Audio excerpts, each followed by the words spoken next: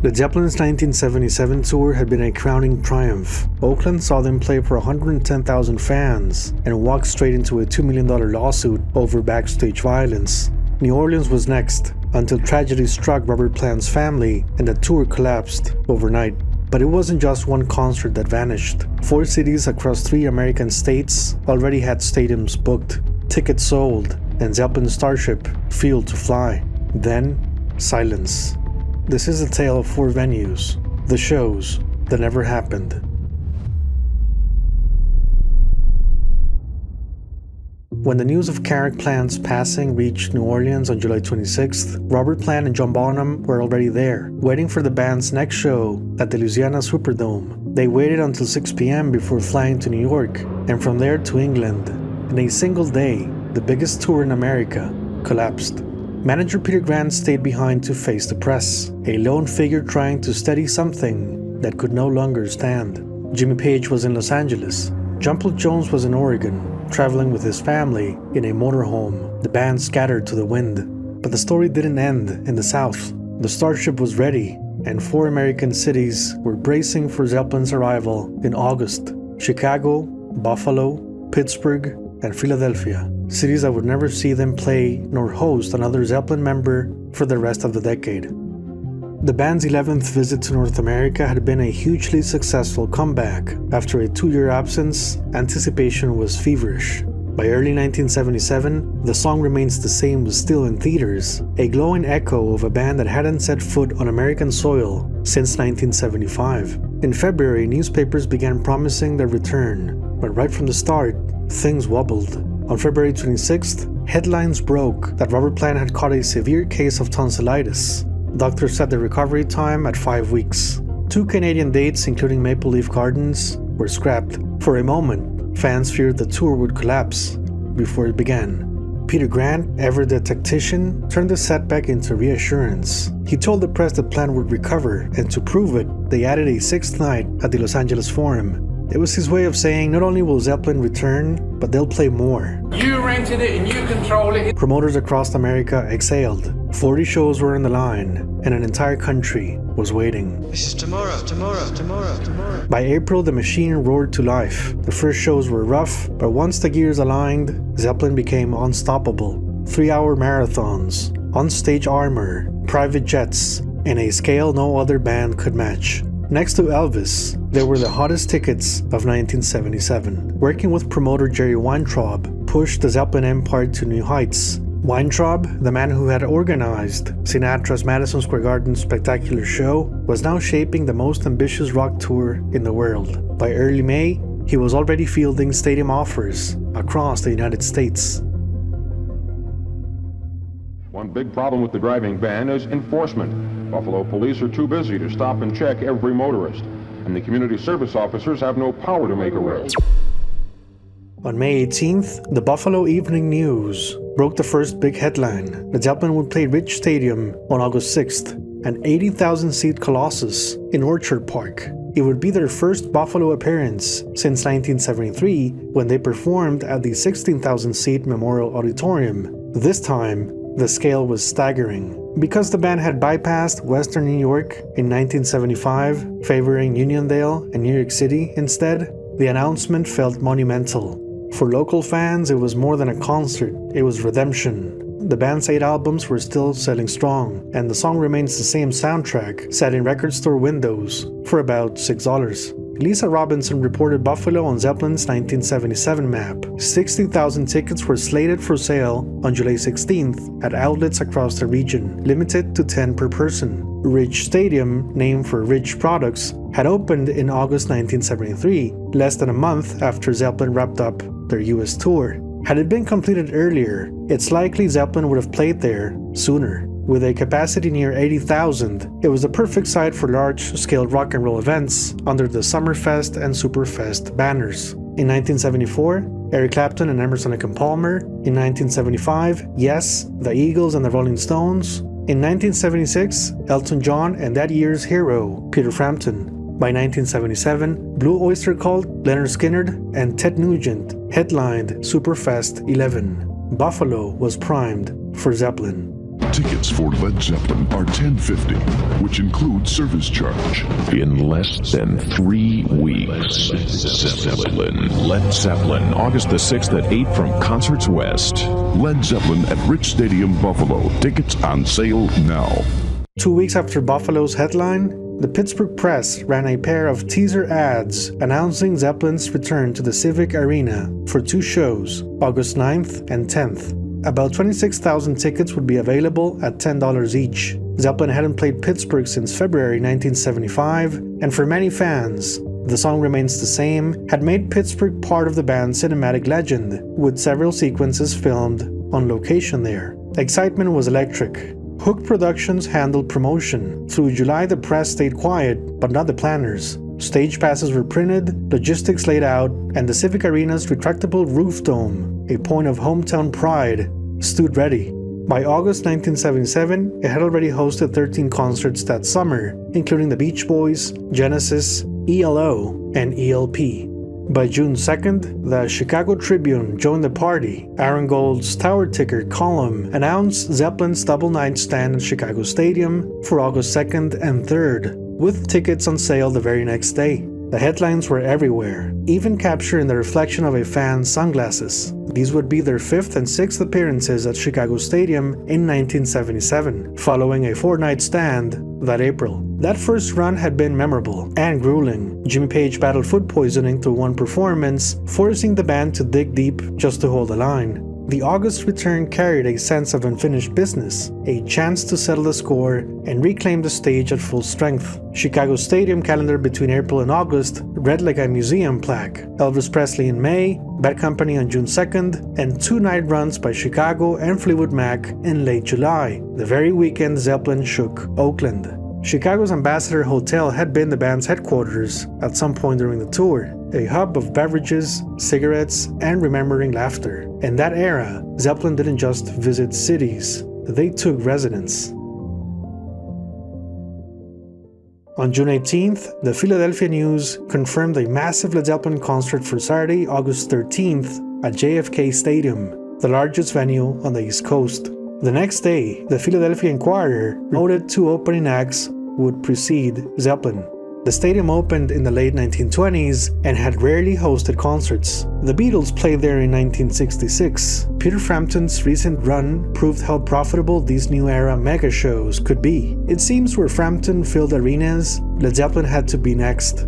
Now, confusion followed. Some ads listed Philadelphia Spectrum instead of JFK. Electric Factory concerts promoted both venues and appeared to hedge their bets, perhaps hoping to maximize pre-sales on a high-risk production. Eventually, the dust settled. Zeppelin would close their 1977 tour at JFK, their biggest concert ever, a grand finale aimed at breaking the 100,000 mark. Through late June and into July, anticipation built to a boil. News reports of Zeppelin's victorious runs at Madison Square Garden and the Forum had the marketing machine at full speed.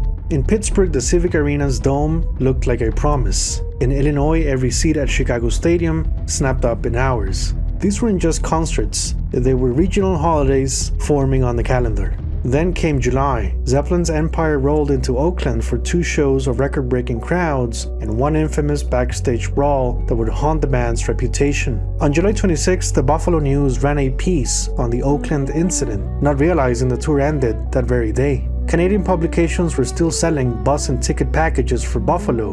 Western New York expected to become a hub for cross-border fans who missed the April arena dates.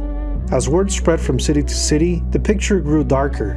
On July 27th, the Pittsburgh Press mentioned the arrests in Oakland. The next day, it acknowledged rumors of the New Orleans cancellation, but reassured readers the Civic Arena shows were still on schedule. Promoters clung to hope. No official statement had arrived, and too much money was on the line. July 29th brought confusion and desperation. The Philadelphia Inquirer printed Electric Factory's confidential denial, insisting the heavy metal rockers will do their thing as scheduled.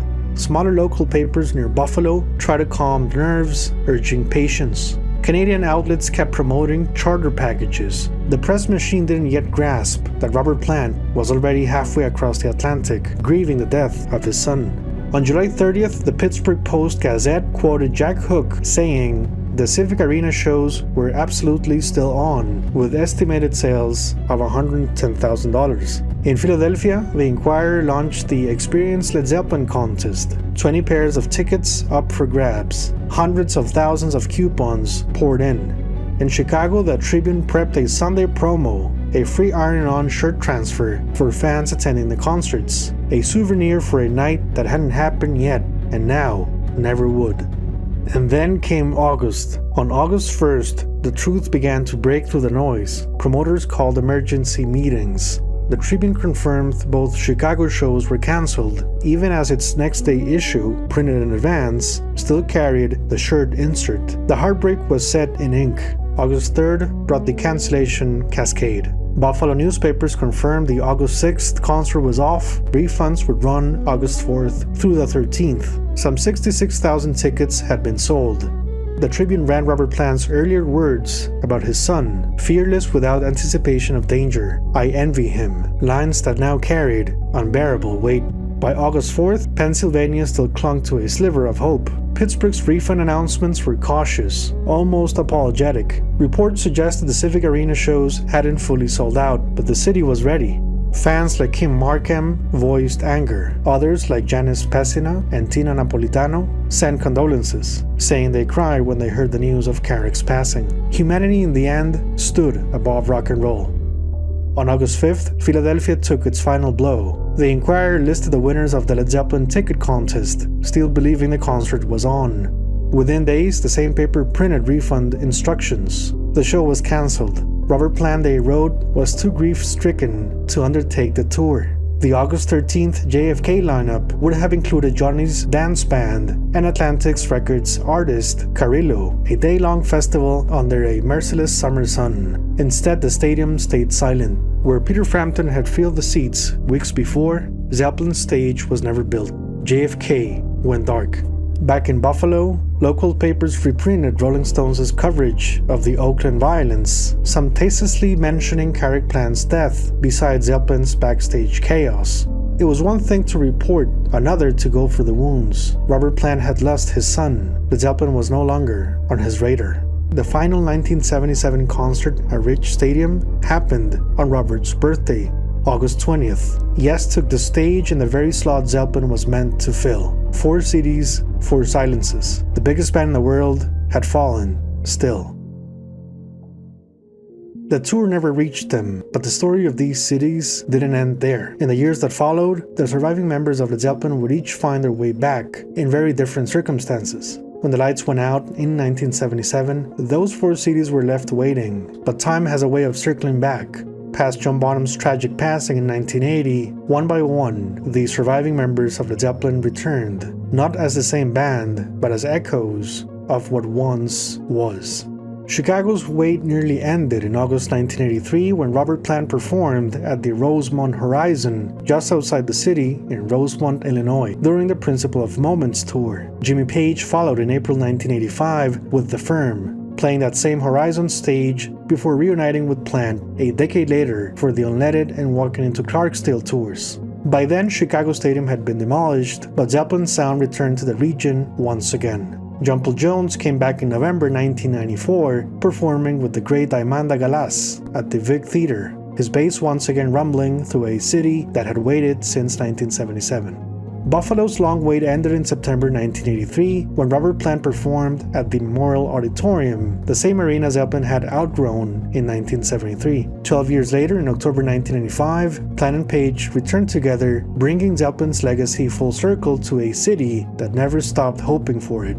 In Pittsburgh, the Civic Arena's steel dome finally heard the music it had missed. Jimmy Page played there in May 1985 with The Firm, and Robert Plant followed in October 1988 during the Now and Then tour. A decade later, in March 1995, Page and Plant stood together beneath that same roof, their sound echoing across the city Zeppelin had been destined to play. John Paul Jones later returned to Pittsburgh in March 2000 for his Zuma tour, closing the loop in his own way. And in Philadelphia, destiny took its time but kept its word. Robert Plant was the first to return, performing at the Spectrum in September 1983. Jimmy Page followed less than 2 years later, playing that same venue with The Firm in May 1985. Just 2 months after that, the city's JFK Stadium, once scheduled for Zeppelin's finest hour of 1977, finally hosted them in a different form, the controversial Live Aid reunion in July 1985, when Jones' pageant plan took the stage, joined by Phil Collins, Tony Thompson, and Robert's bass player, Paul Martinez, before millions watching around the world. I covered that moment in detail in my episode, Not Phil Collins' Fault. Up there on that stage, it was the closest thing to 1977, three men who had gone their separate ways, now reunited by their past, their hits, and a deafening roar of a crowd that wanted Stairway. The band could never truly come back, but for a moment, there was a song of hope, healing a chapter that only time could mend. JFK Stadium became the place for closure and circumstance, shifted identities, different lives, yet still kings of their own planets. And America watched them one last time as the mighty Zeppelin Trio.